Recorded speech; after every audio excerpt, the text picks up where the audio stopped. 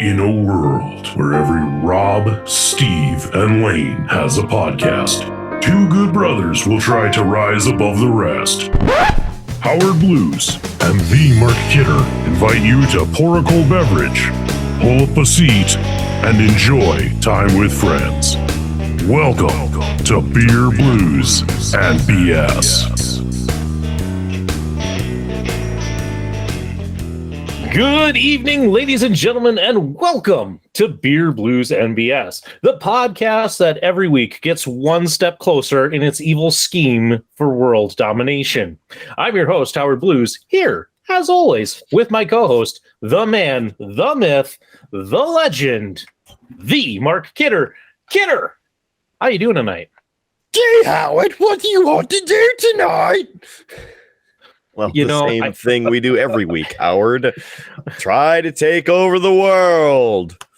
I'm glad you went that route because I was half tempted in your intro to go, the pinky to my brain, but, I didn't want to get into an IQ battle with you here. So I'm glad you did the voice, though.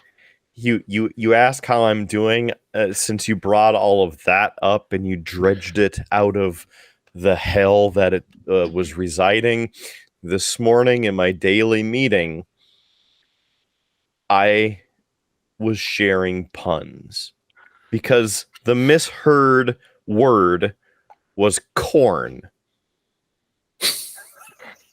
Now, what rhymes with corn? There's a lot of things that rhyme with corn. Oh, hey. Correct. What? Did you have an epiphany? No, maybe had a spider drop down, like, you guys probably couldn't have seen it on camera, but it came down like right about here.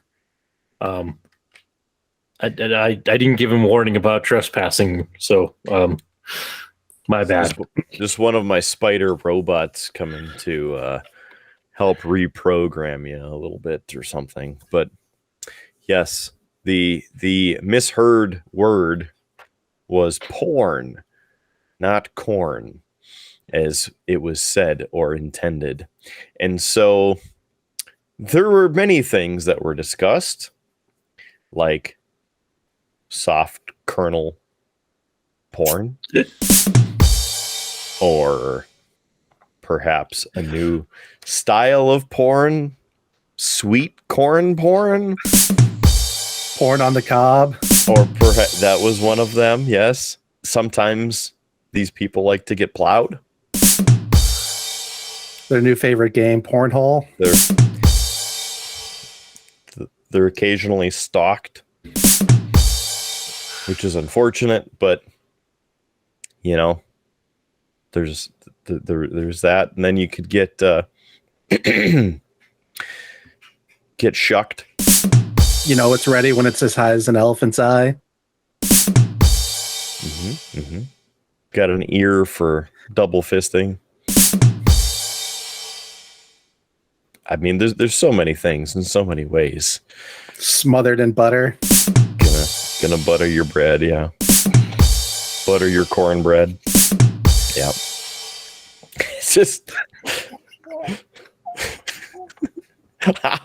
I'm just saying, Howard, you started this whole thing. I did not start this whole thing, but I'm just now thinking I got to film some track. Yeah, I'm just now thinking I got to film some cutaway of future Howard where he just goes, not dealing with this. Nope. Well, you as pay-per-view guy just filmed that, so congratulations. Anyway, I'm better now because I got that off my chest. I don't have to worry about that cream of the crop sitting there.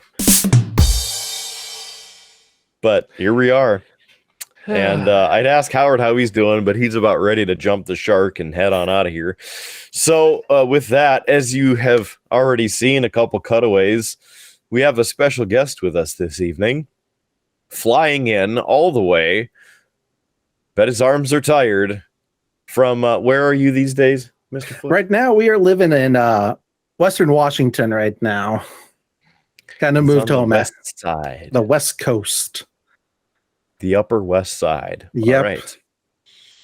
Well, welcome all the way from the Upper West Side to the Beer Blues and BS show that you're already regretting, and he already threatened to leave. I know. So thanks for being here, and thanks for staying more than 2 minutes, because just imagine, had you left when you thought about leaving the first time, or perhaps the second time, then you would have missed out on that soft corn porn. And I just couldn't miss the soft corn porn. Love me that soft corn. Soft corn. It's easy. It's more easy to digest that way. If you digest it at all, I guess. I too have corn in my poop. I hate you guys.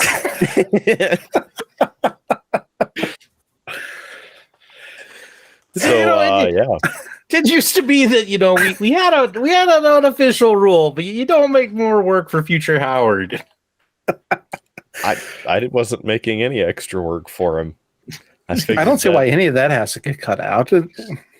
Helping his diet, because somebody has to keep us somewhat family friendly. So we're talking about corn here. It's not our fault if they take that and mean something else.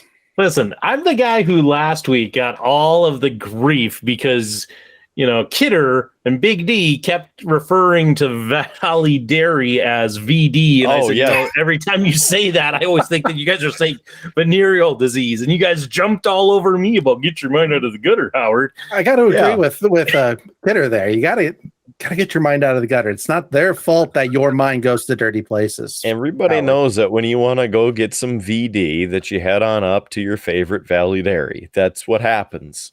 I got the best cream there. Is it what's on tap yet? I'm ready to drink. Or at least I'm going to need a drink to survive this. I was not ready for this to be the main topic off the beginning of the show. I just was not there. Colonel around the space. Well then, I guess we're going to have to fertilize and tantalize to get some tasty beverages. Oh, look, I have one here. I had this one already, but again, for the full description, go back a few episodes and look for the Farmer John's Multigrain Ale. This is a Des Moines specialty, and by Des Moines specialty, I picked it up in Des Moines. It's made at the Confluence Brewery. 1 pint in this here can, 5.8% alcohol by volume, and I won't read the whole story because you can see that and hear that in an episode just a few short weeks ago. And again, if you want to find out more about Confluence Brewing, you can visit them at 1235 Thomas Beck Road in Des Moines, or visit them online at confluencebrewingcompany.net.org.com. Just saying them all just in case. And this one's not too bad. Howie Blues, you need something to... Well, no, you need to wait. You were complaining. Mr. Foote, our esteemed guest, your first ever What's on Tap on Beer, Blues, and BS. Sir, please enlighten us.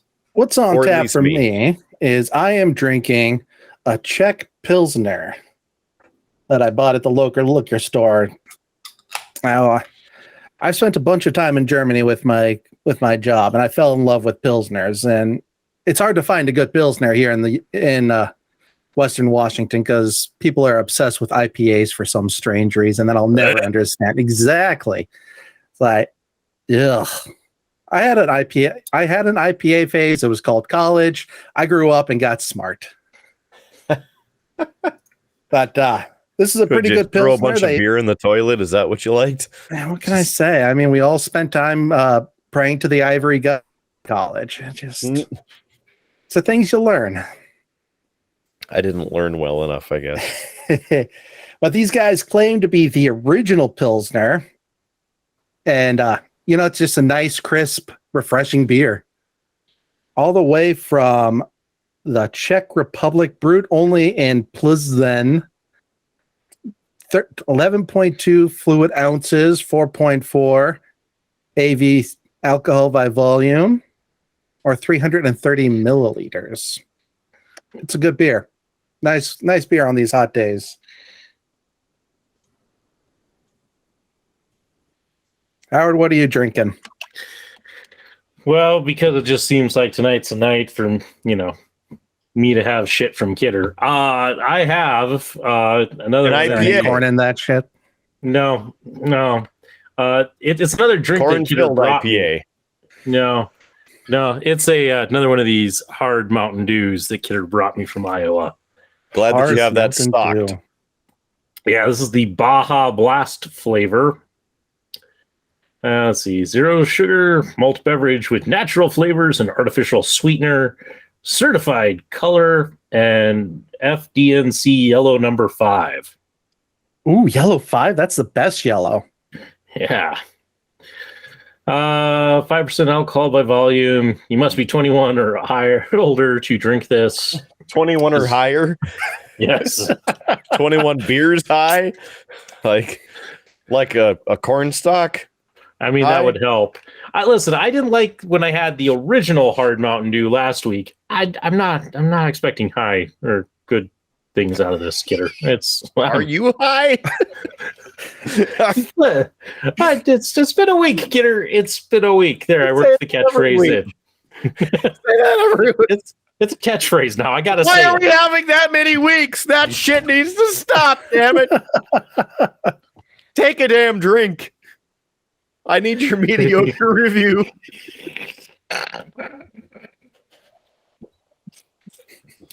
Oh no, I broke him. It's so bad it's funny. Oh, I see the Are you doing the do? Are you riding the Baja Blast into infinity and beyond? I haven't even tasted this yet. Speaking of that, I watched the movie Infinity or whatever the hell it's called the other day. We got to talk about that. Did you get blasted? Man, it's got the same issue. Same issue I had with the other one. It feels like, or it tastes like there's too much liquor in it. Like, when you're in college and you just drink a little bit of the can and then you dump in the alcohol, no measurement or such. So is this essentially just like the jungle juice we used to drink in the big tubs? No, it just still tastes like Mountain Dew, but it has that malt liquor taste. So you get the flavor of whatever Mountain Dew it is, but it's that malt liquor taste. So yeah, it could be worse. It's got an overly sweet aftertaste to it. It just kind of makes your mouth feel like it's coated in sugar. Yet it has zero sugar. Right. It's magic. No, it's shit. That's what it is. It's no, it was free to you. Shut your pie hole. I'm going to start pulling up the damn corn jokes again. I'm just hoping I don't have to chug it like I did last week to catch up, because last week we got to what's on tap round 2 and Adam and I still had like a half a can and I'm like, oh, great. So I chugged the last half of it. That was a mistake. That's almost what we should have called this show, Kidder. Beer, blues, and mistakes. Man, I still got one more of these things. And I'm going to have a field day with that. So what's better, that or the white, or I guess what's worse, that or the White Claw you had last time? Oh. Or a little while ago, I guess. The White Claw, because television static is shit. The White Claw was worse. And it really was, because I'm not a big like tea drinker, or at least, not like tea, not sweet tea. And so it's just, it was too much of that. That one was terrible. Nearly killed me. I've had a lot of stuff on this show that's nearly killed me. We've had a seltzer try and kill both of us. We've also had beers try and kill both of us. Shout out to the Spatzel Brewing Company in Shiner, Texas. Hey, get her foreshadowing the second drink on my table here. It's Shiner. You really want to die tonight? What is wrong with you? I thought this was supposed to be a monumental happy occasion because the Foote is with us. I thought so too, and then all of the hardcore corn jokes happened. And soft corn, thank you very much. We kept it clean.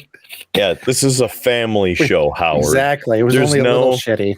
There's no double corn fisting or anything happening on this show, okay? None of it. That is not this show. This is a family show. You only get moderate corn touching. Corn lying next to each other, okay?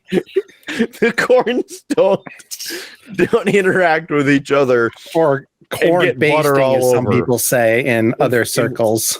Right. There's no corn maze here. This is just corn, maybe a little cream, some butter. It's done.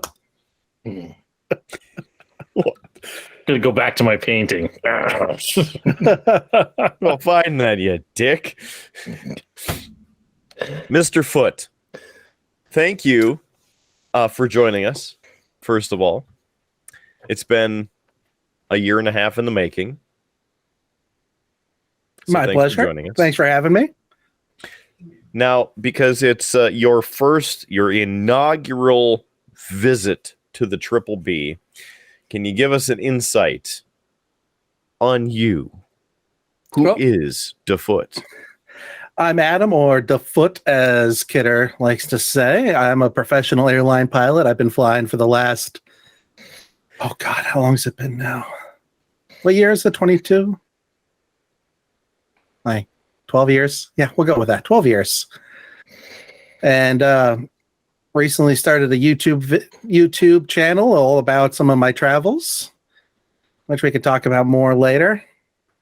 But I went to college with these schmucks. Spent many a night in the bars and in the basements, drinking and in the dorms doing not drinking, but probably drinking, because never leave a man behind. Exactly. Yeah. Thanks for having me. I'm glad to be here.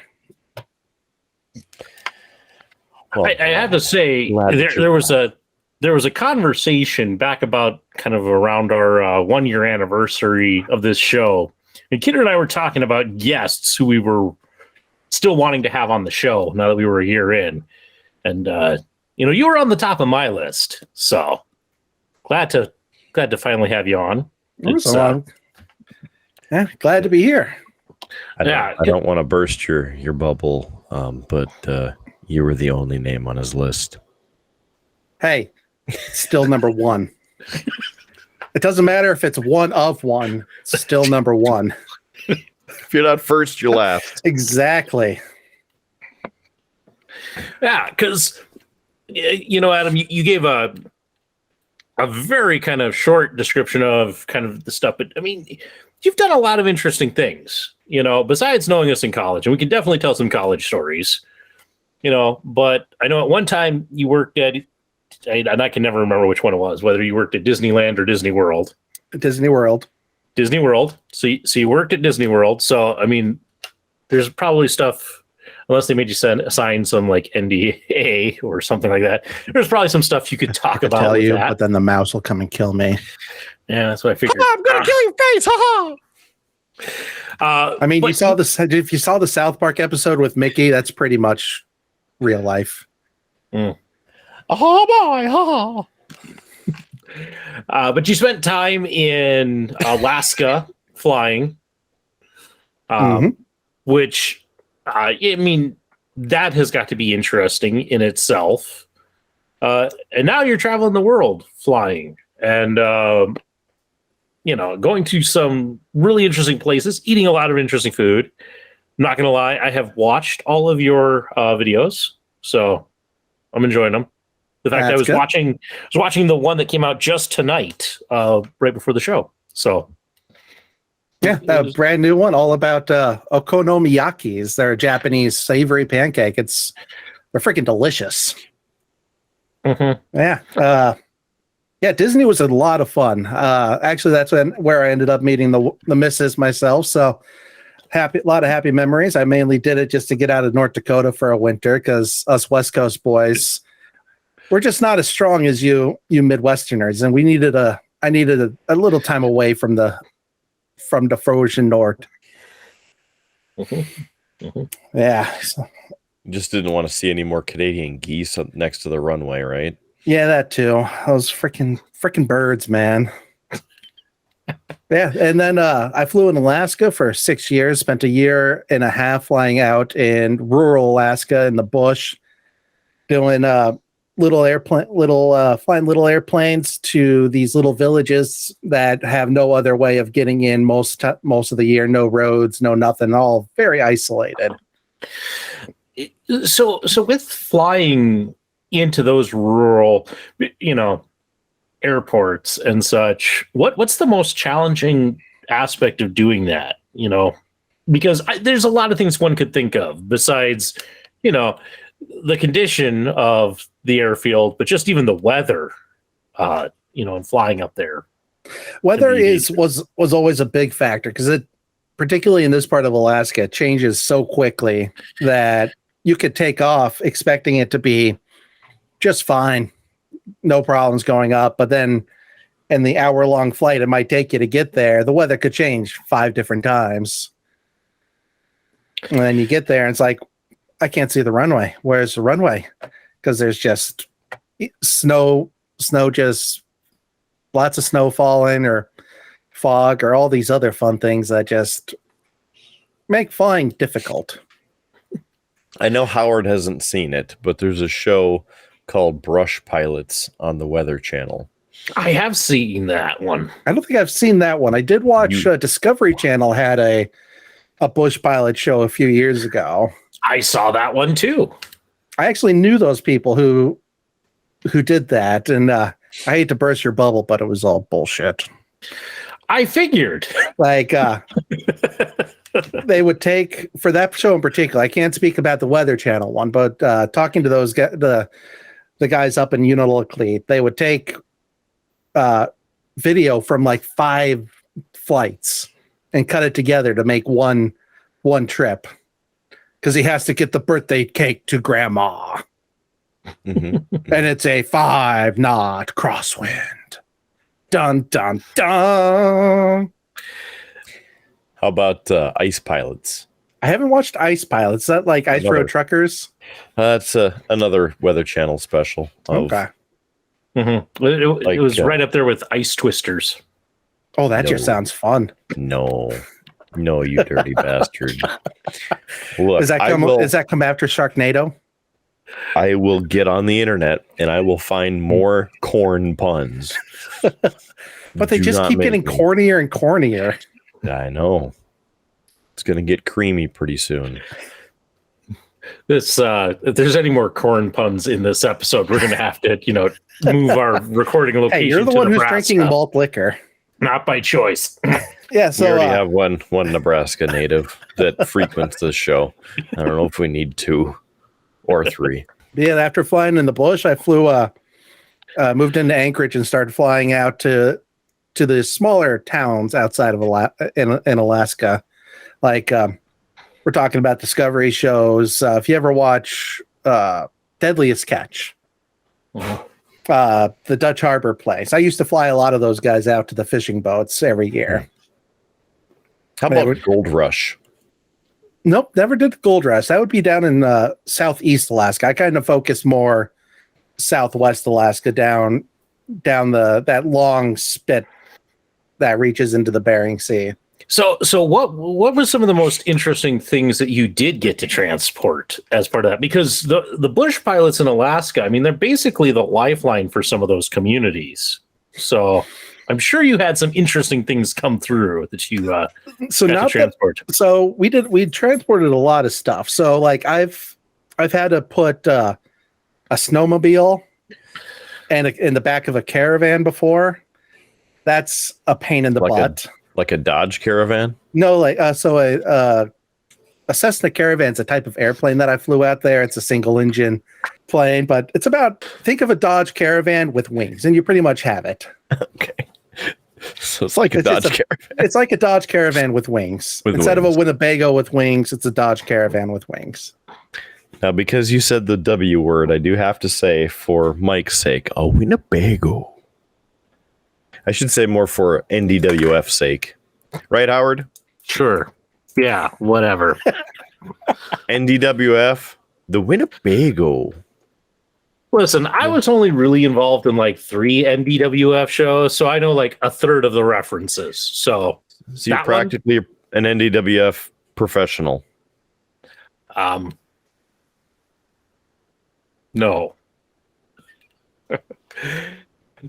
So anyway, back to being a bush pilot, because that's more interesting. Well, yeah. Then I've also had to shove the 4-wheelers, the quads in the back of that. Those are always a pain in the butt to get in, because it's not so much getting them in. Getting them in, it's a little easier because at the airport we have a forklift to help us lift them up and then shove them in the back.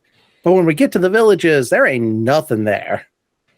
So a lot of the times it's just pushing it out, like a lot of pushing and pulling and just letting it fall out. I would have thought you would have just gotten like a small skinny kid and started him up and just had him drive out, maybe play some. Unfortunately, because the way the door is, it's on the side, like a caravan, like a Dodge Caravan. It's just a big old door on the side. But it's not. And so you have to put in it, but it's not wide enough to drive the thing in. So you have to push it in and then pivot it. It's like you're trying to shuck some corn. Yeah, actually shucking corn. I mean, shucking is a pull. Because you keep pushing and there's no pushing. It's a peeling. It's a pulling action, kidder. Have you never shucked corn before? Well, I mean, maybe some people shuck their corn a little differently than you do. Don't judge people. I'm just judging you, kidder. Trust me. No, you don't need to judge me. In this case, I do. The jury's still out on that. Yeah, actually, probably the most interesting thing about what we used to carry is a lot of these villages are dry, so there's no alcohol allowed in the villages. But we also don't have security checks for baggage getting on our airplane. So like you'd hear people putting their bag in the plane and just hear clink, clink, clink, clink, clink. Yep, your bag is just full of alcohol, isn't it? Yeah, so, I'm sure if people wanted it, they were going to get it there one way or another. Oh, yeah. We used to see a lot of, particularly in the winter, there's always a lot of snowmobile tracks going from town to town that they're just liquor runs. Did you ever see one just wrapped in duct tape?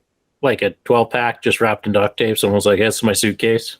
No, but duct tape and a garbage bag, yes. I was curious, when we were all living in the dorms, and move-in, I remember on one of the move-in days where I was helping, there was a dad who he brought, like, it was a 12-pack. Or no, was it? Or was it a 24-pack? A beer, and he was going to bring it in, and one of the RAs like, no, you can't bring it. Oh, it's fine. I let him drink at home all the time. It's okay. and the RA's like, no, we can't let it in. So the guy took it back to his car, but wrapped it in duct tape and then tried to get it through. The RA stopped him that time too. It's like, seriously. You got to at least try a little harder than that. It's like sneaking food into the theater. You just got to, don't make it so goddamn obvious. Yeah. There was plenty of drinking at our school that was probably pretty stupid in some of those regards. So I know Kidder remembers the time that we came back to our wing to our new suite mate sitting out on the wing in tears because his parents had dropped him off like 8 hours before, and he had already gone out and gotten a minor in possession and was kicked out of the aviation, was going to be kicked out of the aviation program. And so he was trying to figure out how to tell his parents who just dropped him off. And he was from California. So it's not like it was like, down the road in Fargo. This is like, hey, he's traveled halfway across the country for aviation. Well, at least he did. At least he hadn't poured a lot of money into it yet, I guess. Silver lining. Yeah, but that would be like the suckiest phone call ever. Hey, mom and dad, I'm not going to be a pilot because I went out the first night you dropped me off and got caught. Just goes to show aviation students aren't any smarter than the rest of them. You say that, and Kidder and I know a lot of aviation students, or at least people who were aviation students when we were in college. Yeah, we drank a lot. Mm-hmm. Mm-hmm. Adam, I was trying to remember when the first time was that I actually met you, because I know it was in college, but I was trying to remember the circumstances in which you and I met. Dorm meetings. I think we were in the dorm council thingy together when you were president your sophomore year. Yeah. Well, that was actually junior year that I was president. Because sophomore year, I was what was it? Kidder was president my sophomore year. And I was his conduct chair. That's what I was. I was on the conduct group. Okay. I think I was involved in there somewhere. Like just a rep or something. Yeah. Maybe a wing rep. Yeah, wing rep. Yeah. Because freshman year, I wasn't on hall government because Kidder and I were roommates. And when they're like, hey, we need a wing rep, Kidder expressed interest in it. And I was like, oh, hey, you have it. Go for it. Yeah, and you guys were a year ahead of me, so I didn't. So I met you my freshman year. Yeah. So I was probably through hall government. Mm-hmm. So. And then for some strange reason, you decided to move in with me. Well, that was one of those where I was going into my senior year, and Lefty and I were engaged at that point. Lefty. That's what I call her. Yep. I like it. And my parents weren't real happy about the fact that we were engaged. That was like a 2-day chew out session when they found out. Yeah. And so I just absolutely did not want to go home, and I lived in the dorm for 3 years and wanted the experience of living in an apartment, living outside of that. And you needed roommates. So it worked out really well. I thought overall we had a good time. I thought so. I mean, it was a weird crew between you, me, Lefty, and then Pam. I mean, that was like 4 odd couples, mm-hmm. And I don't think I hadn't even met Pam before she moved in, so it's a complete new stranger. Mm-hmm. Mm-hmm. Mm-hmm. Yeah. Yeah. She's always interesting. That's for sure. So. Yep. But yeah, no, those were I thought pretty good times. They were. So for the most part, we filmed a movie in that townhouse. God, I remember that. Whatever happened to that? It's here in the Howard Cave. Yeah, the 24-hour movie festival or whatever. Shoot right and it wasn't for the 24-hour movie festival. It was, so that one was Rook's Casket, and that one we had a cast. And we were going to film it basically over a weekend. So it was going to be closer to like us doing it in a little bit more like 72 You're hours. right. That was the Rook's Casket one with other people. With other people.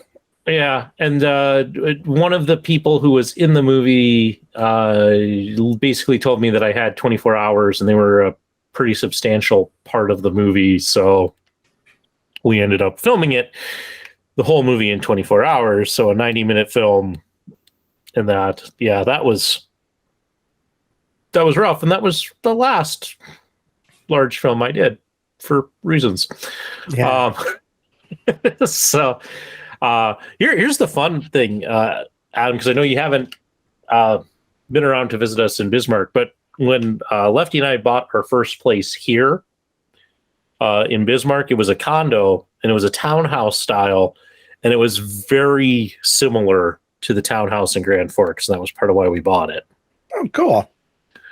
Because we had such good memories of our time there. Mm-hmm. So, yeah, I don't think I've been through last time I was through Bismarck was, I think, 2009 when I came out and visited for the 4th, I think. Yeah, it's been a while. It's definitely been a while. So, but we'll have to meet up with you again sometime. Definitely. So I keep trying to convince the wife to go make a trip out to North Dakota. It's a good time to do it now because Steve, who goes on this show by the name of Big D, is back in North Dakota. So he's here as well. Nice. And I haven't seen him yet, except on this show. Awesome. Including the one time I was in Grand Forks and he snubbed me and didn't respond. Jerk. Fun. If only he were on the show to respond. No, that's okay. I feel so bad, Kidder. I started editing last week's episode where he was on, and even future Howard was getting a little trolly on some of that. So I don't know what it is about him, but he just brings out the troll in me. And you. It's a pretty rough first hour of that episode for him. Well, the Foote's gonna like it. It's good. I mean, it's comical, but it's very trolly right off the get-go. So yeah, both of us didn't have much of any sleep, and I had arrived here to do this 25 minutes before we started. So I had a long day that day. And yeah, the first hour did seem kind of low energy, let's say. Yeah. It's all right. It picks up. It gets better. So, but Adam, so after the whole bush pilot, so now you're flying around the world and such. So a rough estimate, because I don't expect you to count out, but about how many different countries would you say you've gotten to fly into kind of in recent years? Rough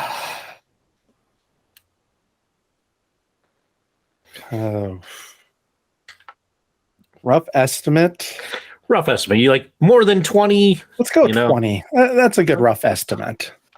Do you need more pages for your passport? I did, yes. In fact, I actually had to get a special. I used to go into Germany so often that I got a special piece of paper from the German customs people where they, instead of stamping the inside of the passport, they just stamp the paper, and you carry that paper around so you don't chew up all your pages. This man is okay to fly into Germany. Here's fine. Und Passe bitte. Yeah, it's from the German Crank district. So out of these countries you've been in, what's been your favorite one to visit? My favorite country to visit is a toss-up between Germany and Japan. Both for different reasons. Japan is just such a cool country to go to. There's so many cool things, so much history, so much different types of culture, so many variety of things. You can go to Tokyo and see bright city modern lights, or you can go just outside of Tokyo and see a samurai castle from 300 AD.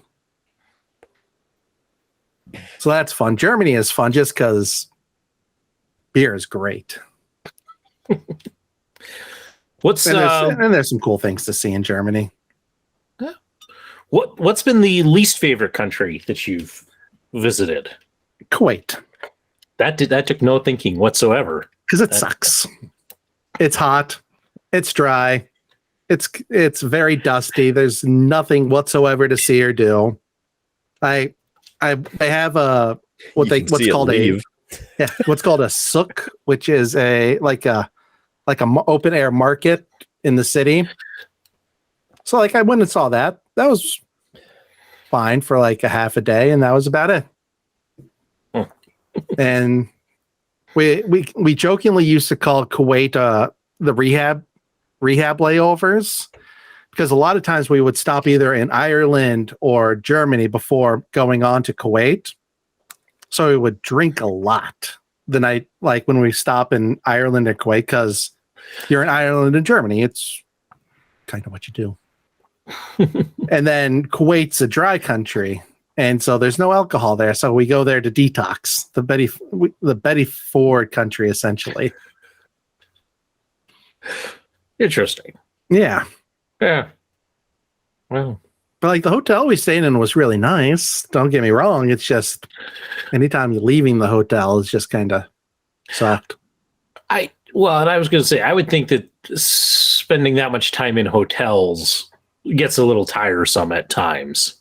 It has. These last 2 years in particular has really kind of taken all the fun out of my job, because a lot of places I've been going for the last 2-3 years since COVID hit is you're all in hotel lockdown. Yeah, and I was going to say, how has it been traveling around the world with all of the COVID precautions? Because it's been an interesting seeing how different countries take care of it. Like we go into one of my videos on the channel is my experience in Shenzhen, China, where we go from the airplane and it takes us about 2 hours to go through customs and health checks before we're even allowed to go to the hotel. And then we're given a one-time use card key for the hotel room, so we can go into the hotel room, and then we can't leave again until it's time to leave for the airport. So we're just stuck in the hotel room for 3 days, and it's very controlled.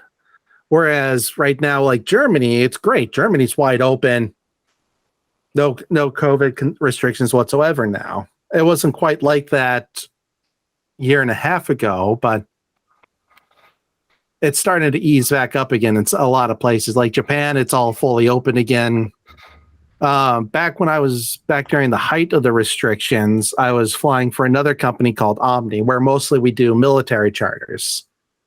And we would fly, one of the main routes we used to do was what's referred to as a rotator, where we would fly Seattle to Yokota Air Base in Tokyo, and then Yokota Iwakuni Marine Base in down by Osaka, and then Kadena Air Base on Okinawa. And a lot of times this flight is used for families sending kids back and forth to see grandpa or something, or moving, or if you're getting redeployed somewhere else. So they refer to that as a rotator, and it's a lot of kids and family. But I used to do that quite a lot. And during the height of COVID, we weren't even allowed off the airbase. We would stay in the local airbase hotel, which means that our food options were Popeye's chicken, Subway, and Pizza Hut. Exactly the type of food you want to eat when you're in Japan. I know that's always what I think about when I think about Japanese cuisine. Oh, yeah. Yeah, the Popeye's spicy chicken. Yeah. That's exactly what you think about when you want to go eat some Japanese food. So that was depressing. But it could have been worse. You could go to Las Vegas, where all of that is still in effect if you want to reminisce. Oh, it is? They're not Yeah. No, I go to China where that's still a hardcore effect. Oh, that was happening before COVID hit the rest of the world, right? All the lockdowns and communism. Well, yeah, The communism, yes. The lockdowns. Oh. Only if you're an American. I see. What? I've been to Shanghai a bunch. Political is truth. Lay off me. I know, but I happen to know that Adam's wife is from China, so I just wait. I'm with her. I'm just gonna wait to hear from Adam about like, hey, my wife beat me because I was on this podcast and made fun of my whole nation. That's what I'm thinking about. Don't give her any ideas. You have a safe place to stay. If you need to get away, I know you know how to fly, and I know where we are, so you can fly here. 2 different places, a very safe place. We even have pillows and blankets, so I mean, you don't even have to bring your own. You can literally just grab a shirt and hit the jet. Just telling you, you have a safe place. Oh, in fact, are you okay? Are She's you behind okay? me. I can't say anything. I'll blink rapidly if I'm in danger. Okay. But no, in seriousness, I went pre-COVID. We used to go to Shanghai a lot to visit family, and Shanghai's great.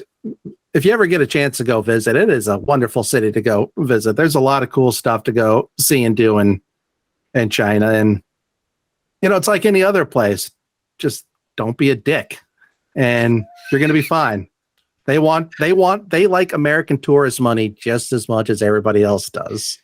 Howard, I'm sorry. You're never going to be able to visit Shanghai. Thanks, buddy. Thanks. So what would you say is beyond the COVID measures and precautions, what's the hardest thing about the traveling the world and going to these different countries? What's the most difficult aspect of it? Time zones. Like just sleeping. And a lot of times you get tired because you're switching your sleep cycle over and over again. Like you might land somewhere after flying from Louisville to Cologne, about a 10-hour flight, and you have 24-hour rest, which seems great. But the problem is you're coming right back, which is another 12-hour flight or so. And so you get to Cologne, you're really tired because you've just been flying for 12 hours. You might have got a nap on the airplane with crew changes, but you're still going to be pretty tired. But then, and so you might go right to sleep 8 hours, but then you wake up and your sleep schedule is all screwed up and off, and you can't get another nap in before you have to go fly another 12 hours back because you just slept 8 hours and you're going to go fly in another 5 hours. So trying to get your sleep going and sleeping at different times of the day and eating at different times of the day, it's really will catch up to you and you get really tired. Just got to sleep on the plane like the set of pilots did in flight last week. Oh, I saw that, the Ethiopian flight that just flew past where it was going. Yeah. I just saw that report. Luckily, a lot of times we fly with 3 or 4 crew members on particularly the long flights, and our airplanes have bunk rooms. So we'll take a few hour break, rotate out, and be able to get a little nap. I was going to ask on these longer flights, because if I travel 12 hours in my car, I can listen to the radio. I can, listen to an audiobook, a podcast, music, there's that entertainment. But when you're flying an airplane, is there things you get to do besides the actual flying that kind of help kill the time on those long flights? So there's a lot of chit chat. Like we'll talk to each other a lot, just kind of having stupid conversations about nothing and find common interests, talk about airplanes, talk about your boats, talk about your your life and what kind of things you like to do. Sometimes we'll listen to some music if we're going over the ocean and there's no talking on the radios, because a lot of it's done, particularly over the ocean now, it's all done by satellite text message, essentially. So we can listen to some music, kind of things like that. You can read. Reading's fine. As long as you don't have a chatty co-pilot, right? Oh, no, that's the worst. Chatty co-pilots. I just like to stare out the window at the stars. I like counting meteors. Like a psychopath like the rest of us. Exactly. There's a reason we went to North Dakota. Maybe just Howard. This is a rough night for Howard. Is that the murder bird behind you? No. Where? I haven't seen the murder bird lately. Thought he might have been creeping in your window. I see something moving. Oh, your window? You have a murder bird? Oh, you don't know about the murder bird, do you? I mean, I killed one a few times, and a few times. And Elden Ring, does that count? No. This is an actual murder bird who feels the need to kill small songbirds and leave their bloody carcasses on my lawn, my driveway. Maybe he thinks he's giving you a present. I don't think so. This all started back in a past life with Kidder in a different career field, where when I was living in the condo, looked out my back window one snowy day and there was the carcass of a bird. And so I took a photo of it and I texted Kidder and I'd like to report a murder. Here's the, and I sent it to him. And I forget what his response was, but it probably wasn't very nice. And then later I caught the actual hawk that was out there, and I snapped another photo. I'm like, look, he's returned to the scene of the crime. How quickly can you get here? And I still think Kidder just kind of ignored it. Anyway, now that Kidder's in his new career and I'm in a new house, this past winter, I had the murder bird return and kill a couple songbirds. And so I've been heckling Kidder with it about, damn it, Kidder, when are you going to come out of retirement and catch this murder bird? And so we now actually have a murder bird character that, every now and then appears within episodes, usually in dark places, and just kind of slips in and slips out. If you watch closely, you'll see him. But it's one of those just fun Easter eggs that our editor, Future Howard, puts in because he can. Fun fact for you this evening. I mowed the lawn. Yes, a shocker. I was out mowing the lawn. Turns out that there were about 7 or 8 different birds that were buzzing around. I don't know if they were all encouraging me or just part of the waiting murder for you bird to die. gang. Yeah.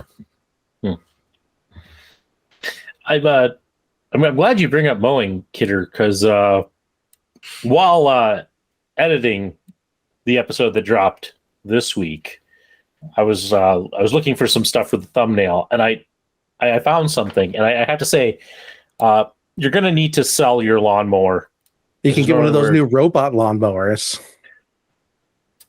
Oh, and you don't have to do it and be exposed to murder birds. No, I found the perfect new lawnmower for Kidder. Better not be a goat. Check this thing out. Oh, that looks fun. Is that just getting... But I mean, how do you mow? Is there the blades below it? The blades are below it, yes. But this is the optional snow blade attachment that you can put on it. Yeah. So that's something I don't miss about North Dakota. Having to shovel driveways. Headlights on it. It does. Yeah. And look, Kidder, the back opens up so that you can dump your clippings on your neighbor's lawn after they, have pissed you off. No, they piss on their own lawn enough. Or just the Does it have a cup holder? I don't see a cup holder. That's a deal breaker. Yeah, mine has a cup holder. I'm sure we could fashion up a cup holder with a koozie and some duct tape. Are those lights LEDs? They do not appear to be light emitting diode fixtures. And I also don't see a warning beacon on there. This is going to be a the hard hot plate sell. looks a bit too close to where you might put your legs. You could burn yourself. That's an OSHA hazard. Yeah. Howard, what kind of trash are you bringing in here? Are you trying to kill him? Probably. Here, I was trying to get you, a little bit closer to having your own skid steer, kidder. I'm sorry. No, I just want to. Sorry, I tried to bring you joy in life. It's like a batleth, right? I want the batleth, so I get the batleth. You can't just not have a batleth if you want a batleth. It's like a skid steer. So now, when I hit the lottery, I'm going to buy a fully loaded Caterpillar skid steer. Did you guys get in on the $1 billion lottery that just came up? No, I don't play because that money would be gone anyway. Exactly. Then you can't get a skid steer if you don't even buy your ticket. I know, but I think I bought a lottery ticket once in Louisiana, and I won $70. And I'll never buy it again. So I'm 100% record in the lottery. Yeah, I'm not that lucky, so I don't throw my money at it. Howard and I are the probably two of the closest to unluckiest people on the planet. My gambling record is probably minus $800. And I host a podcast with Mark Kidder. Most people would say that's a blessing. Others would say it's a curse. I just have to get some cheap digs back at you. Well, you keep coming back, kind of like VD. So at the end of the day, who's really the one who's punishing themselves? The official slogan for this show, Adam, is sharing the misery together. We live up to that just about every week. That's good. Misery shared is a misery halved, right? Isn't that how that thing goes? Something along those lines. So let's see. We've talked about your travels of the world, and hey, you have now turned that into your own YouTube channel, which is a Flyin Foodie, and you're doing a show called The Stopover. If I've got that. Yep, correct. It was. I originally called it The Layover, but then I remembered Anthony Bourdain was a thing, and bastard took all the good names. The Layover. I forget what his other show was, but other No good reservations. name. Yeah, no reservations. Damn him and his creativeness. But I've started making videos of places I go, things I've eaten, and some different experiences I've had. The latest one is, as we talked about, in Osaka, Japan, where I go out to have okonomiyaki. It's a Japanese pancake that's freaking delicious. And I just dropped another one yesterday about visiting Universal Studios Japan in Osaka. I got about halfway through that one tonight, because that one's a longer one. It is a bit longer. I've been I've been aiming my videos for about between 5 and 10 minutes for the food videos, but for some of them, like the Universal Studios and the quarantine one, it kind of needs be a little bit longer. Yeah, and I as a viewer, I'm fine with that and such. Although I will say, with the Universal Studios one, I was a little disappointed when you were talking about your experience in Harry Potter World with the wand and it not working. I was too. I wanted a shot after you had done the motion and it hadn't worked, where you just put your head down and walked away and the sad piano music played. I tried so hard, but then the line kept getting bigger and bigger behind me, and there's all these Japanese kids, and it's made for the kids. And I just felt bad that I'm standing there for 10 minutes. Do it, damn it. Yeah, I just wanted to see that failure of the sad music, and then some little kid walks up and does play. Yeah, but then I'd be filming some other person's kid, and people tend to frown on when strange white men film their little Japanese kids. There's been issues. Yeah, but that's at least the humorous side of me was I It's like that's the joke I would have gone for, but yeah, wish I thought of that. You know, it's But okay. Yeah, it was fun. Harry Potter World was really cool, and Yeah, I actually got to ride the rides there instead of like Super Mario Land, where they wouldn't let me ride the rides because I got there too late. yeah, that was disappointing, but an excuse for you to go back. Yep. You know, that'll be good. But I'm awfully jealous. I've been watching other people's videos of that Super Mario World, and it is just, Aesthetically, so cool. it is amazing. Like they did such a good job designing that place. But it's really small. Like all the videos, because I did the same thing. I watched a lot of videos online when it first came out because I'm a nerd. It's what I do. And like that was kind of the theme around it. It's like, yeah, it looks really big on when you're filming it, but once you're there, it's really small. Like you could probably fit it all in. You could probably fit all of Pirates of the Caribbean in. Or you could probably fit Mario World and all of Pirates of the Caribbean in the Disneyland parks. Yeah. I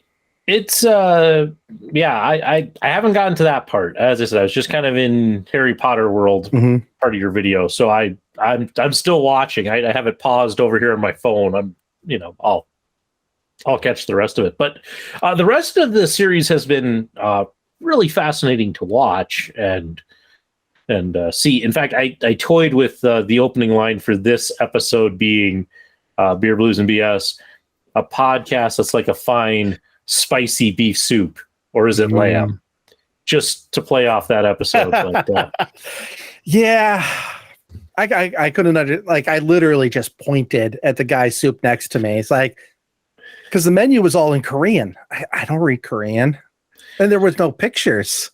So it's like I'm looking at the menu. How? Then I see the guy next to me. He's like, just take that. Do you find that to be a challenge when you're traveling around the world to order food? It's an adventure, we'll say, because a lot of times, particularly a lot of these places, you go and they eat a lot of different things that you're not used to, and you're taking a risk that, like, maybe that soup you had is baby turtle soup. It's like, okay, we'll give it a go. So let me ask you this: with all the world travels, what's the best thing you've had? The best food I've had. Mm-hmm. I went to a restaurant in Kenya a few years back called Carnivore, where it is a meat restaurant, hence the name, where they have just about every type of edible meat available. They'll just bring it around on big giant skewers with a sword and just, you want a piece of alligator? Sure. Slice. You want a piece of wildebeest? Sure. Slice. And everything was delicious. Everything was well cooked and really good. And the experience was a lot of fun just because it's just something you've never done. You don't do a lot of places and a lot of different foods you never even think about eating or finding, like snake. That was an interesting one. So what's the worst thing that you've had? Like you've picked something at random, not sure what it was, and you're like, ooh. Beef bacon. Okay. In Kuwait, because Kuwait's a Muslim country, so they don't have real bacon. So you go down to the breakfast buffet, hoping to get some like good breakfast, and all they have is beef bacon. Like not even turkey bacon, beef bacon. It's just weird. So it's like jerky or what? No, it's worse than jerky because it's not even. It's not flavorful. It's not as like salty like you get like real bacon or fake bacon. It's just like really bad old jerky. Wet jerky. That's a good description. Soggy wet jerky. Note to self: never eat beef bacon. Don't just don't.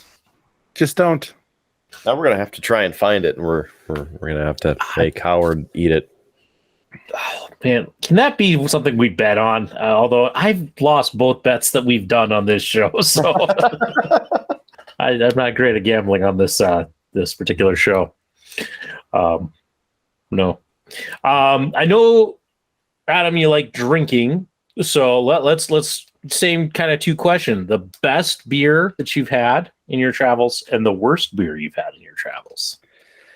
The best beer I've had in my travels is, let's see, I don't know the name of it because I just got it in a big stein. But a few years ago, I was in Germany and I went to a small Oktoberfest in Stuttgart, and like they come just like in the movies, they come in big steins. Das Boot.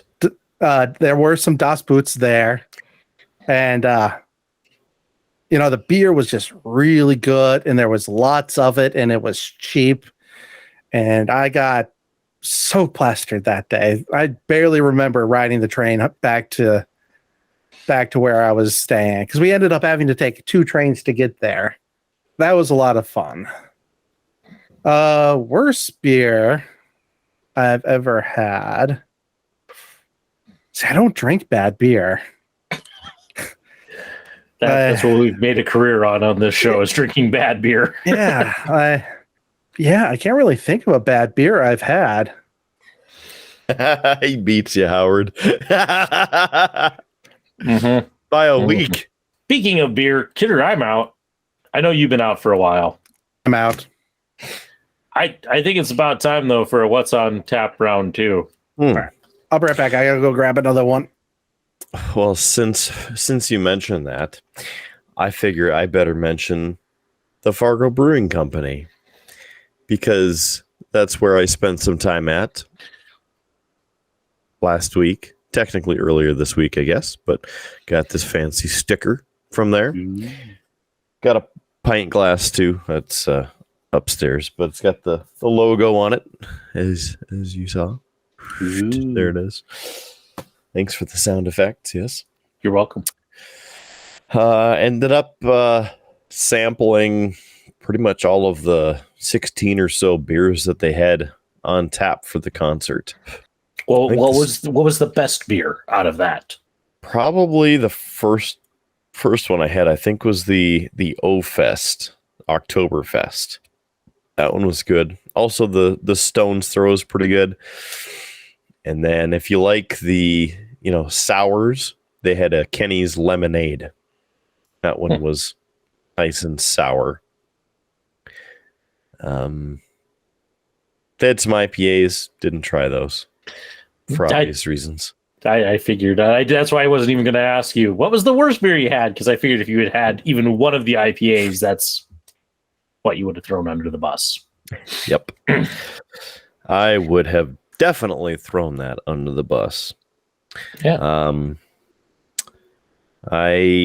As I pull up the tap list, they had the Wood Chipper IPA, the Fresh to Death Phantasm IPA, the Kenny's Lemonade, Keep It Cordial Cherry Fruited Sour, Razzle Dazzle Raspberry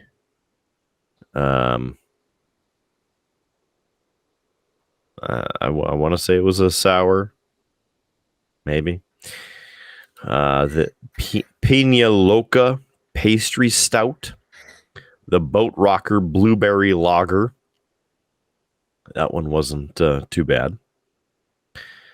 They had the Fargo Original Helles Lager, the Stone's Throw Scottish Ale, the Iron Horse Pale Ale, and that's all they had in the quality beer zone, where I spent most of my time. And if you go to our Facebook page, you can see my live, loud, and on location video from there. Yeah. As for beer. I was just going to ask, since you're on the topic, how was the concert series? Well, I would say that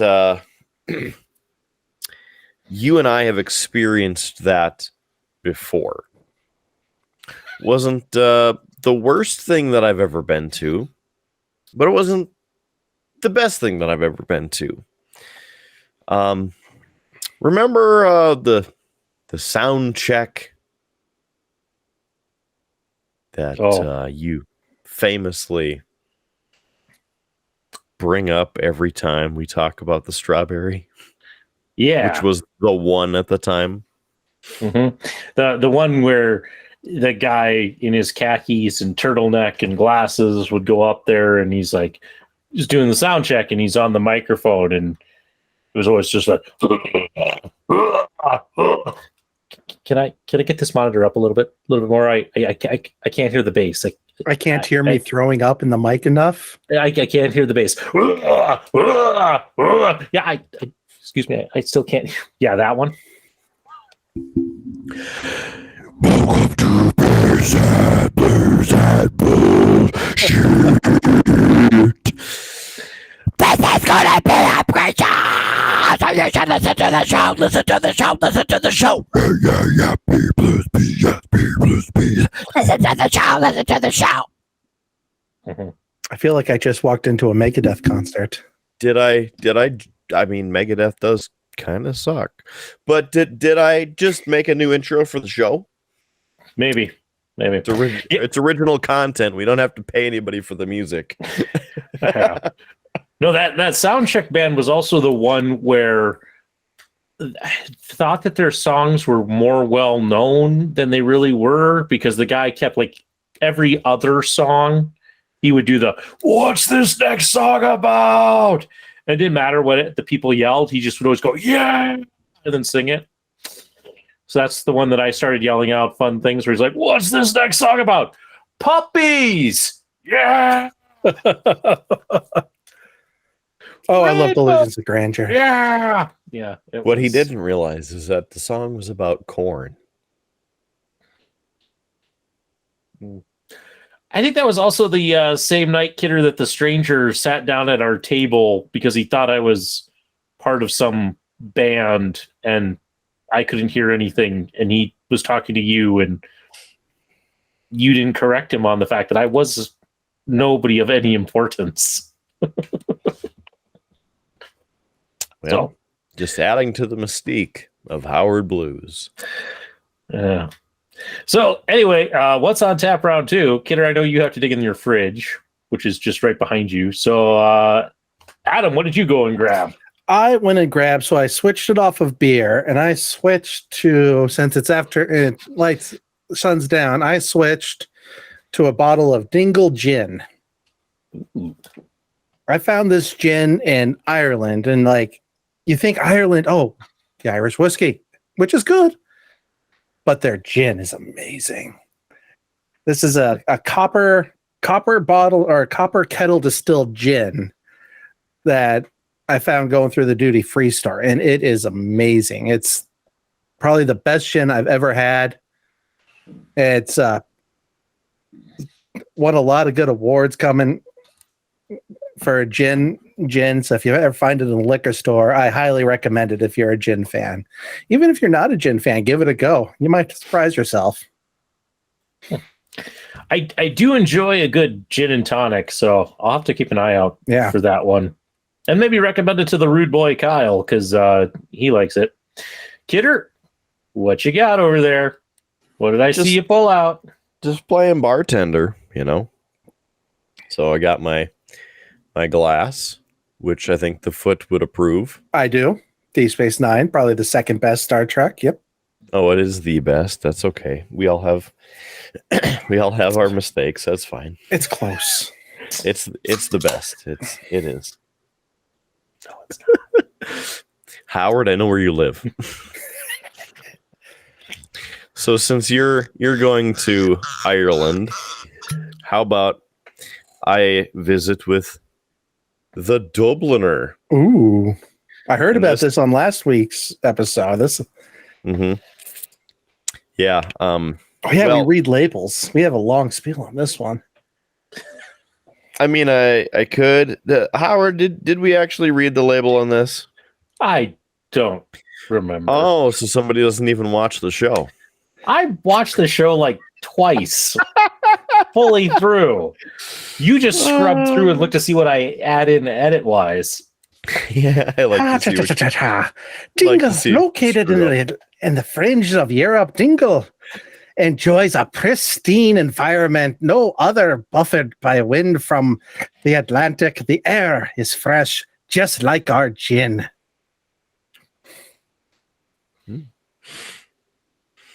I mean, that's almost what this says.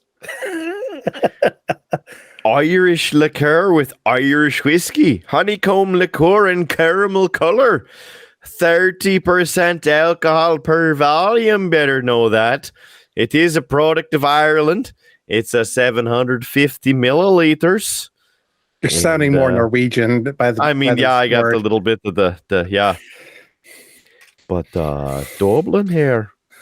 Dublin Liberties Distillery, 33 Mill Street, Dublin, Ireland. If you want to go visit them. It's brought in by the Quintessential Brands North America in Manhasset, New York. Yeah, I smuggled this one in my carry-on. Howard, did you know that it's the Quintessential Brand?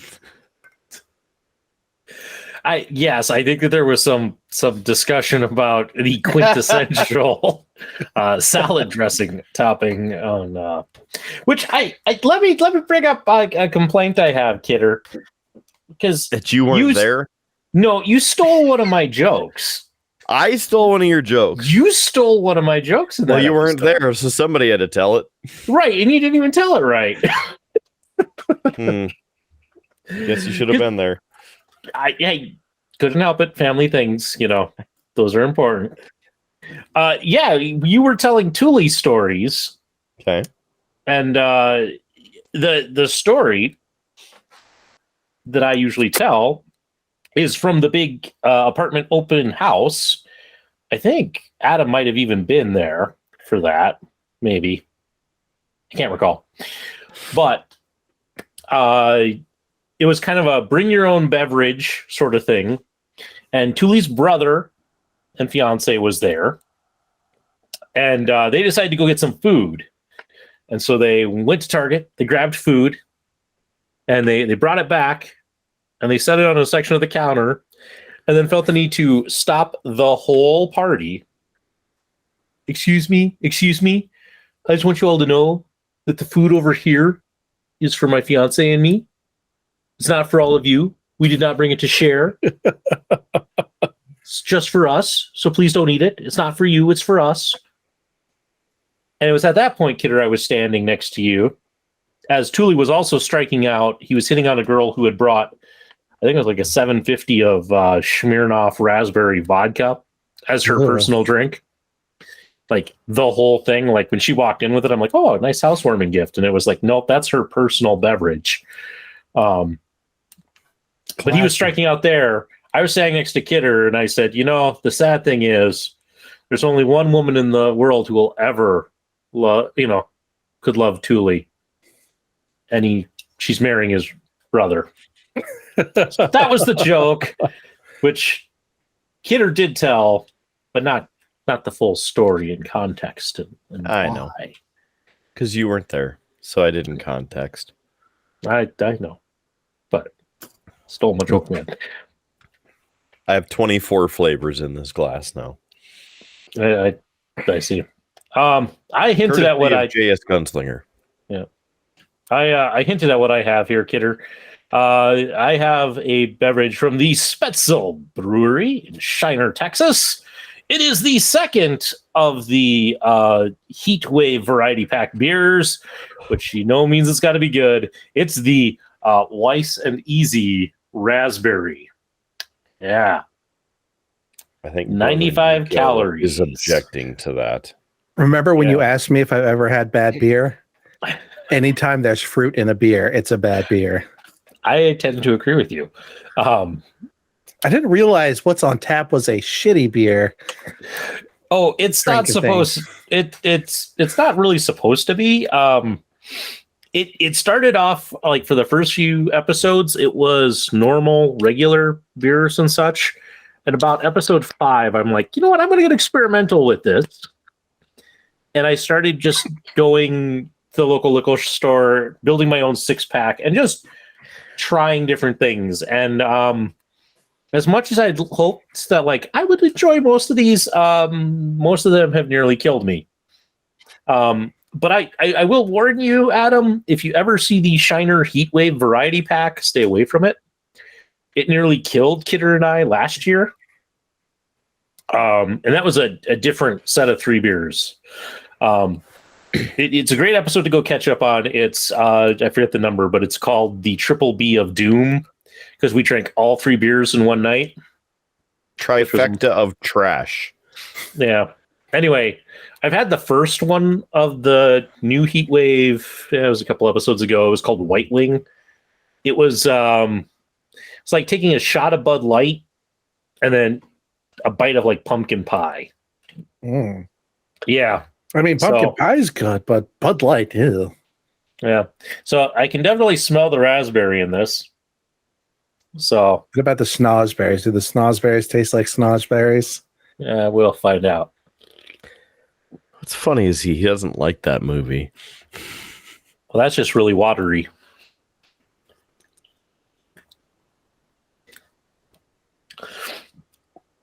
So it's not as bad as a lot of the stuff we've drank on here. But it's like a very watery beer.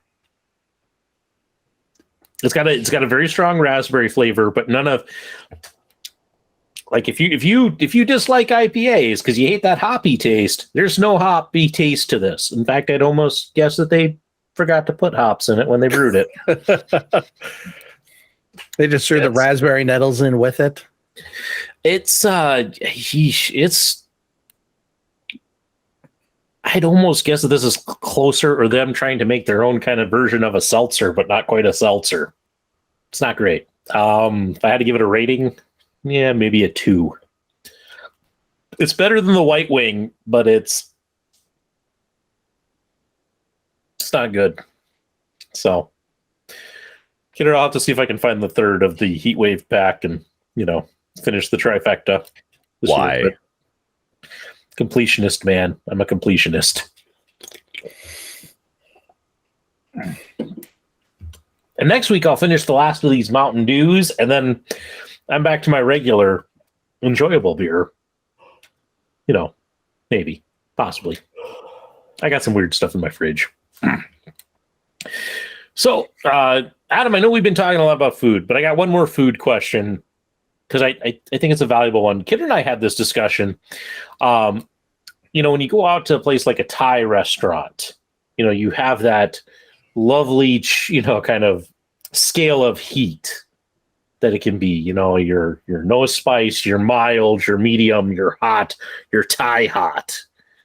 When you eat at a place like that, and let's start with just not on the international side, because we know that's a little bit of a gamble of point and see. But when you go into a place like that, where do you fall on that scale? How do you go about it? This is an interesting concept because my wife, as we've already discussed, grew up in Shanghai, and so she has a saying or like a phrase. It's white person hot. We basically said that last time. Yeah, so a lot of times I'll ask for spicy because I like a good spice. I love a good kick when I'm having particularly like Thai food. Like I'm not a big fan of spicy, like just the spicy peppers like you get with Mexican food where they just throw in a habanero or a ghost pepper just to give you that burn. I'm not a big fan of that type of spicy, but like a good spicy curry is really good. And so a lot of times I'll ask for spicy, but a lot of times they give me the white person spicy. Because fair enough, I'm white and they err on the side of caution. And so I'll try to get a more spicy dish or whatnot, but I do love a good spice. I'll never go full spicy like my wife does, but definitely a medium high like a 4 out of 5 star. We have a place for you then if you ever come here. There's a Thai place up on the north side of Bismarck called Wing Thai. Mm-hmm. And they don't pull punches. That's good. The medium is actually like I survived it, but I drank a lot of water. I was well hydrated by the end of that meal, and it wasn't bad. It's just it was like, whoa, that's a jump up from mild to medium. Mm-hmm. So I've never tried anything at like the full like Thai hot. I'd hate to like get a full meal like that because that just seems wasteful because I don't think I could handle it. But I would love to try like a sampler at that heat level just to experience it. So we went to Chengdu a few years ago, and one of the things we had in Chengdu is one of our favorite types of food. It's called hot pot, where it's essentially Asian fondue, where they bring you out a big pot of oil with spices and whatnot in it, and you dip the meat, vegetables, and the hot oil, the raw meat, vegetables in the hot oil, and you drink and eat it. In Chengdu, it's in the Sichuan province, so it's home of the spiciness. And the top of the oil was thick with spicy peppercorns. So when you dip in the meat and the vegetables into the hot oil, you have to go through this layer of hot peppers just to get it start cooking. And when you eat it, it just burns. I'm going through my pictures to see if I have a picture. I don't. Let's see. 1 second. But yeah, it is spicy. So here's a picture of a Chengdu hot pot where it's just a layer of spicy hot peppers. That does look interesting. Yeah, it was good and very spicy. We had to end up drinking a whole bunch of beer while eating that to help cool it off. And at the tables, they have meat skewers just sitting in these pots of oil cooking. These are just sitting in a pot of spicy oil, and it's kind of like you take a stick and they come around and just charge you for however many sticks you ate. Yeah, it was very good, very spicy. Definitely some of the spicier stuff I've had. Well, we've talked a lot about food. We've talked a lot about travel. But Adam, we know that you also enjoy movies, TV, things like that. So, and I'm going to just start with Kidder to bring him into the conversation because I can see him staring off at one of his like 5 monitors that he's got over on that wall there. But Kidder, you been watching anything interesting lately? What the hell? It's interesting you ask that, Howard. Because I did. I did that. Oh, you actually wanted to know what it was. Oh, right. We watched The Man in the High Castle on Amazon. I don't believe you have made it through that one yet, correct? Correct. Adam? It's on the list. It's on the list. Okay. Same. So it's been on my list since 2015. And 2 weeks ago, I think it was, we had finished everything that we needed to watch up until that point. And the missus went, well, what do we want to watch? And I went, boop, boop, boop, boop, bloop. And I started it. Because I was finally at that point where I wanted to just watch it. Because again, I had been wanting to watch it since 2015 when the first season came out. First season, excellent. Loved it. Fantastic. Second season, all right, not so bad. Third season, All right. 4th season. So, have you read the book? No. I try not to read. Okay. So I'm curious, because it's not a thick book. I have the book and it's on my pile of things to read. And it's not a very thick book. So I'm really curious if, like, the first season is so good because they have the book and they go through the book. And then they kind of Game of Thrones, and it's like, well, shit, we ran out of the book. I guess we just have to make it up ourselves now, and quality suffers. I wish I could have that comparison to help you. I guess you should read the book and then watch the series and then let us know. I shall do that. Because it Putting is, our both of them are investigative on my journalist list. to work. I'm on the case. Yeah, see? Yeah. So there's only 4 seasons. Hour-long episodes there. Yes. So they started with the first 2 seasons. Every episode was at least an hour long. 3rd season, they were about 50 to 55. And then the 4th season, they were 40 to 45. I'm like, really? We're starting this bullshit? Come on. Tell the damn story. Because truthfully, without any spoilers, the ending of the show could be a continuation into another season. So they essentially left it open. So they thought they were going to get renewed, and they didn't get renewed.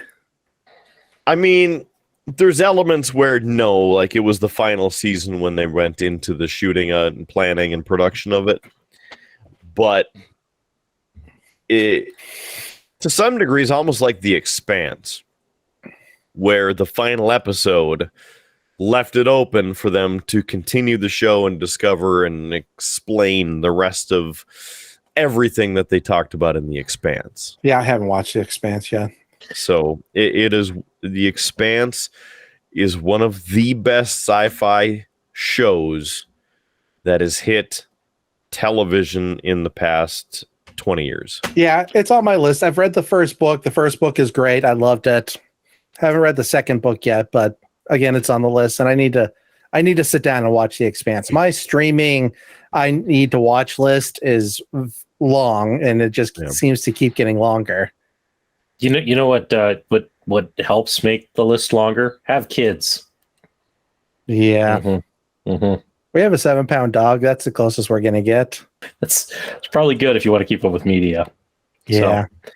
So, Kid, or anything else you've been watching? Let's see here. What'd you think of Lightyear? Yeah, that's right. I did one of them. There things called a tease earlier in the show. I can see who the professional is here. I mean, I dabble here and there. So, watched Lightyear for free on Disney Plus, and to some degree, I want maybe an hour of my life back. It's an hour and a half. The visuals are fine. You know, it's Pixar, right? Mm-hmm. So it's all right. But it just kind of, I don't know, like they could have made it a 45-minute episode and made it better. It did. I saw it in theaters a few weeks ago, and yeah, there was a lot of, this could have just been a little of a quicker movie. It didn't really need to be this long. Do you really need to have him go back and time over? Like, I think if I memory, like a half hour of it was this him going back in time or forward in time. Mm-hmm. No real spoilers for Howard there, but the spoiler alert. In case you decide to go watch it. It's not really a spoiler. I mean, it was in the trailer. It was in the trailer. It doesn't count as a spoiler. Correct. The missus actually wanted me to fast forward it or just turn it off. And we were about 20 minutes in because she was getting pissed at the movie.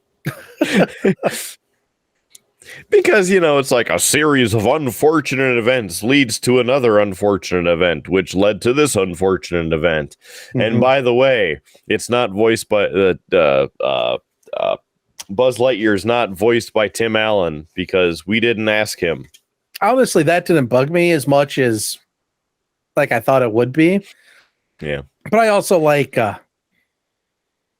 which Chris was it? I like whichever Chris that was. Evans or yeah. I think it was Pine. Captain Pine. America. Yeah, it was it was Chris Pine. It was Captain Kirk. The other captain. What? Yeah, Chris Pine is Captain Kirk. In the I know that in the Pine verses because of course Howard's favorite Star Trek movies are the Kelvin universe. Wait, what? Trash Trek better than Khan? Oh, Howard, Into Darkness, cinematic masterpiece. So much better than that trash Wrath of Khan. We can't be Chris Evans. Evans, it's Lightyear, Evans. Captain America. And the rating on IMDb is 5.8 out of 10. Let's see, what's Rotten Tomatoes giving it? It made $225 million and cost $200 million to make. So they will not make a sequel, hopefully. Anyway, wow. Lightyear Rotten Tomatoes, it's got a 75% and an 84% audience score.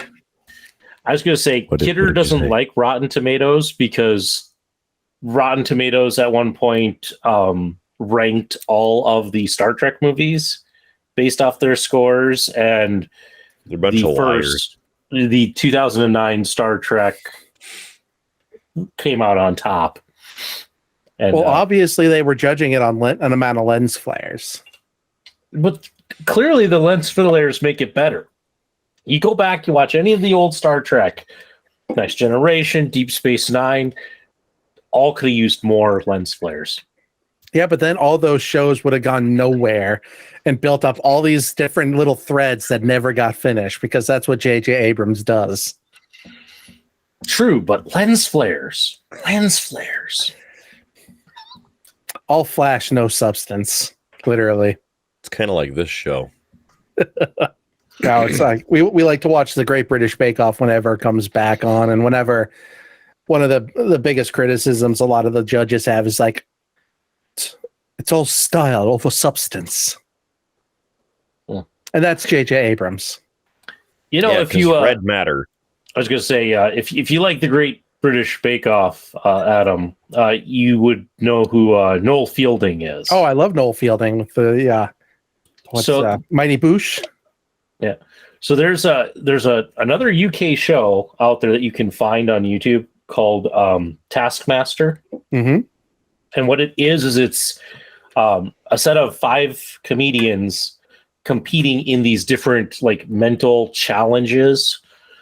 And it is a great kind of combination of like their creativity mixed sometimes with their own stupidity, with them trying to sometimes be funny. But he was a contestant on it in, I think it was series 4 of it, which was a fantastic series of it. But it's a hilarious show. I highly recommend it. It has some really, really artsy cinematography and music with it that I enjoy. But it's great challenges. It's things like, hey, be the first to throw this basketball through the hoop, but you can't use your hands, nor can you create gloves out of anything. And so they have to, it's them coming up with how to do this using whatever they can find in the area. And sometimes they break the challenge. They figure out like, well, here's the loophole. If I just do this, then ta-da, it's done and such. But Noel is hilarious in it. I first saw him. So I've watched him in a few Mighty Boosh episodes, sketch comedy, and over in the UK, pretty funny. And then my first time I ever saw him was another British sitcom called The IT Crowd, where he plays a goth IT specialist who just sits in a dark room all day. With which very much fits. Mhm. So, yeah, but there's a good one, and it's on YouTube. You can find it. So, The Taskmaster, Series 4. I'll just find it. It's worth a watch. It's very much worth a watch. So, Kidder, anything else you've been watching since I hijacked your talking?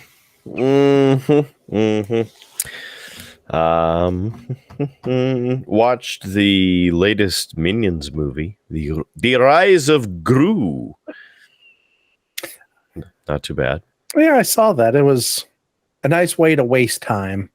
Mm-hmm. I had an afternoon I needed to kill, so It was better than Lightyear.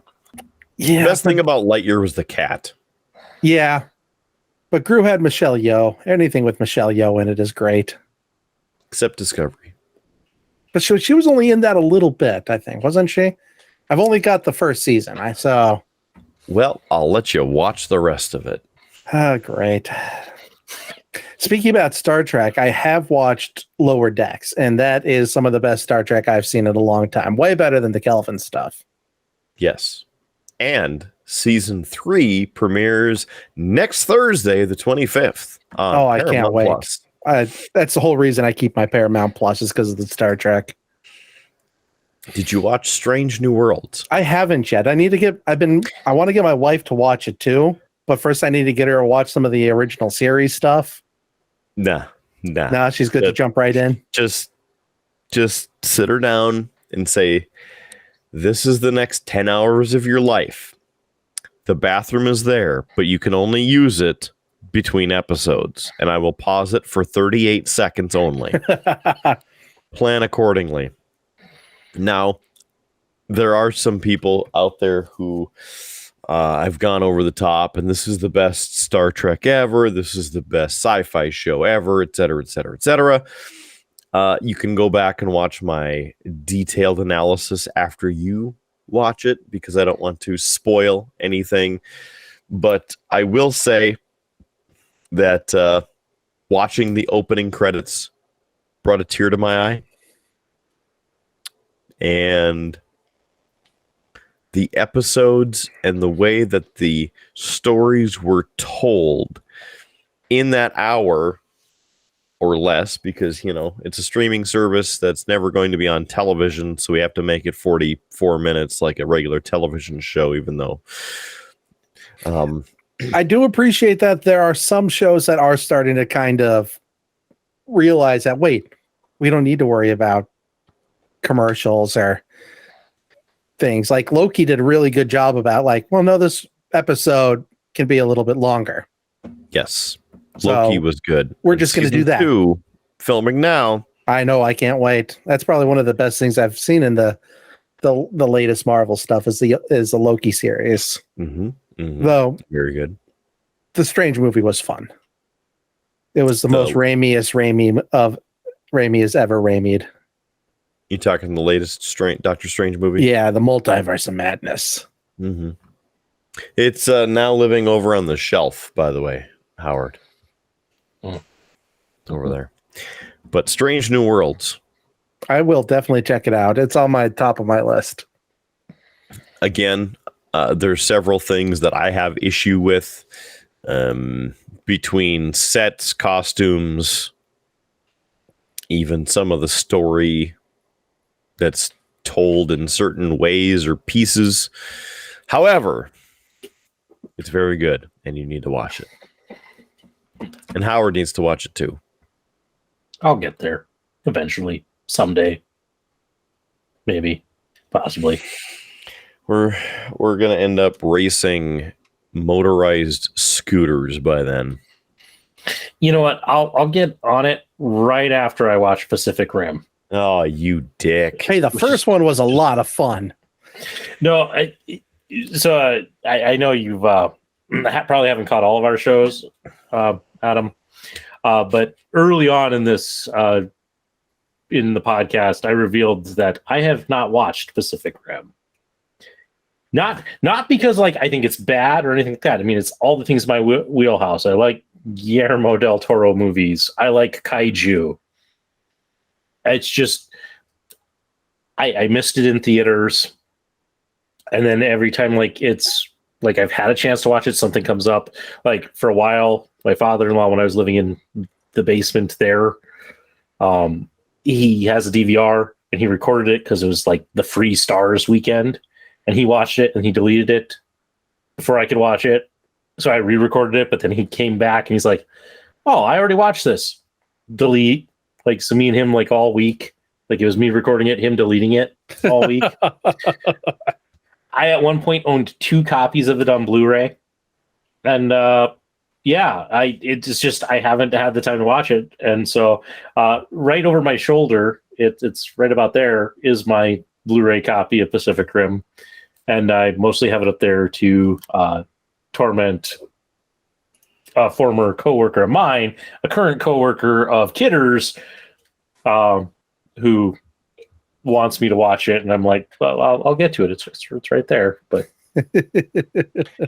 to give you an idea, Mr. Foote, I think Lane and Howard were in cahoots because they were trying to make some backdoor deals that if I watched Spider-Man, then Howard would end up watching Pacific Rim.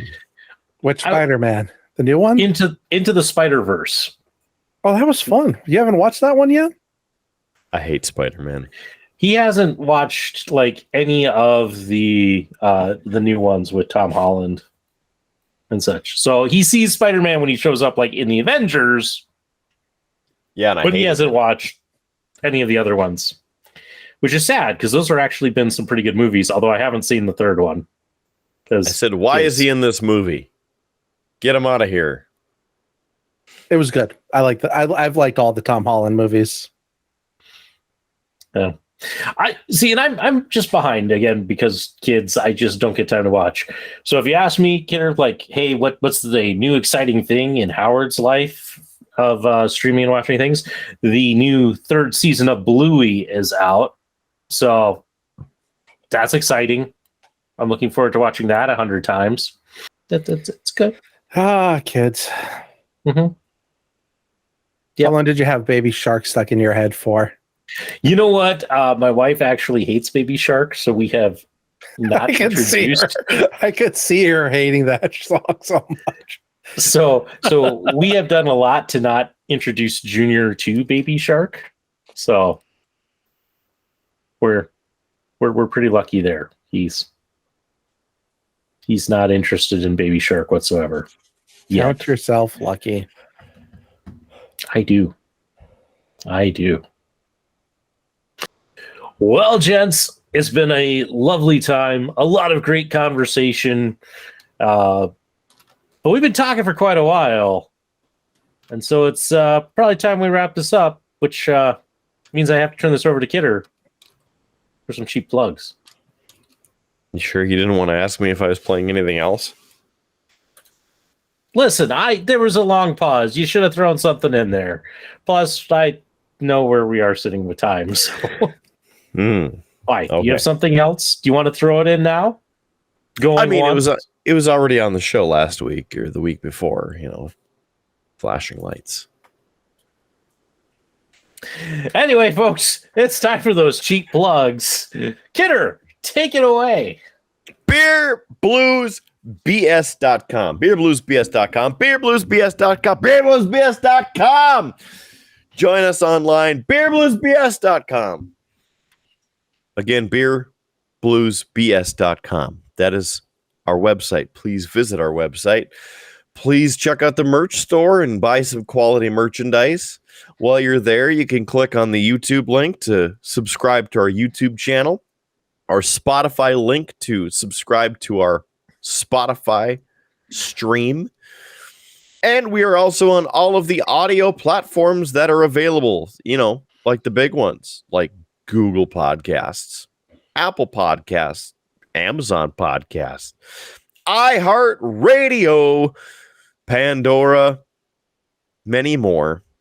Yes, if you have an audio service that you like to listen to podcasts through, search Beer Blues and BS. I guarantee that we're in there. And then please subscribe and share. You can like the episodes too if you help us out. That would be awesome. But at least subscribe and help us get to more people out there. BeerBluesBS.com for all that and more. While you're also there, if you would so happen to choose to buy us a beer, that would be fantastic. Buy us a beer or buy us around, and you can even drop us a comment to tell us what you're thinking. Maybe you have a comment for the show. Maybe you just want to say something as a shout out to somebody else. You can do that right here on the show, beerbluesbs.com. Click buy us a beer and then leave us a comment in the comment section. Aside from that, we're also on Facebook, and you can like the show, facebook.com/beerbluesbs. That's everything Beer Blues and BS on Facebook. Please like, share, and subscribe. We would certainly appreciate it, because sharing is caring, and getting out to more fine folk like you will help this show succeed even more. And you know, it'll help kind of pay the bills for this show too if you want to sponsor it. I'm just throwing that out there. That info also at beerbluesbs.com. So that's about it for this episode, Beer Blues and BS for Foote. You got anything else you'd like to throw out there before we wrap this thing up? Yeah, go ahead and check out my YouTube channel. It's a Flyin Foodie, AFL. Oh, how do I spell it? It's Don't worry, I got you covered in the show notes down below. All right, check out the link down in the show notes for a link to my YouTube channel. Go ahead and subscribe. I do a lot of great travel videos, more to come. It's still a pretty young channel, so there's not a whole lot there, but there's always more growing. So look forward to seeing you there. Perfect. And we'll leave the food to you, the international traveled expert. All right. So with that, he's the Foote, and the other guy on the other end of this thing, that's Howard Blues. I had something for this last week, but he wasn't here. No, he was here last week. It was 2 weeks ago. Man, time flies when you're having fun, doesn't it? There, Howard Blues. You know what? I was just gonna say it's okay. It's okay, kidder. You probably, your mind's distracted by thoughts of husky women. It's a corn pun. If I have to explain, it's. I was going to see how long that you did that, because next thing I know, you're going to end up in St. Cloud, and then everybody has a problem. Husky women and corny situations. That's all Howard needs. So, before it gets any weirder, I'm the man, the myth, the legend, Mark Kidder. Thank you for joining us for this episode of Beer Blues BS. Make sure, please, if you would, forget about all the rest of that, everything that's happened pretty much the past 2 minutes and at the beginning of the first 10 minutes of the show. Just forget about it. It never happened. Just forget about it. Join us for the next episode. I promise it'll be better, because I, as a tease, will be live from Las Vegas, Nevada. Yes, next week, right here on the big show, traveling, and we'll be in Las Vegas, Nevada. So, again, I'm the man, the myth, the legend, Mark Kidder. Thanks for joining us for this show. Please make sure you keep your glass at least half full. There's free beer tomorrow, and we'll catch you on down the intergalactic planetary Tuscan Highway. You have a good one. See you on the next episode of Beer Blues and BS. You have been listening to a UA production of Beer, Blues, and BS. If you enjoyed the show, help others find out about it by rating the show or leaving a review at your podcast listening service of choice. Thanks for listening, and may your glass never be empty.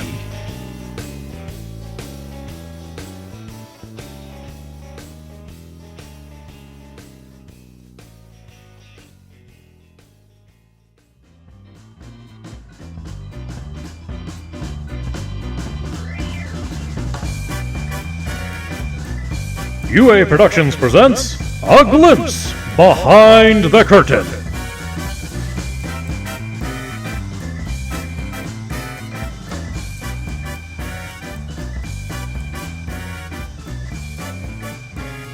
thing it's not supposed to do. Okay, we'll take a look at it. Hey, we tried to fix the airplane. We didn't see anything wrong with it. Obviously it's you're lying to us. You're clearly full of shit because it's not broken. But it is broken. Could not. We have in the logbook, they always have a thing. Could not replicate. Unable to replicate. Client is misled. Mm-hmm. No. I wish I would have had this recording for all of that rant, even though that would have been a lot of editing work. But I was pushing all the buttons as fast as I could. So that's why I said what I said. I know. I know. You're welcome. Are you getting out your F-bombs early? So I'll just let you know, Adam. Yes, you can swear on this show, and if you say anything too bad, I reserve the right to cut it out of the show or bleep it. So, as if you say because then future Howard goes and current Howard goes, I'll deal with that thing later. And then he misses one. I haven't missed one yet. Are you sure? Why? Do you know of one that I missed? Maybe. You're going to have to go through a year of podcasts to find which one you missed. Year and a half. And year and a half of podcasts. I didn't put out my pinky like Kermit.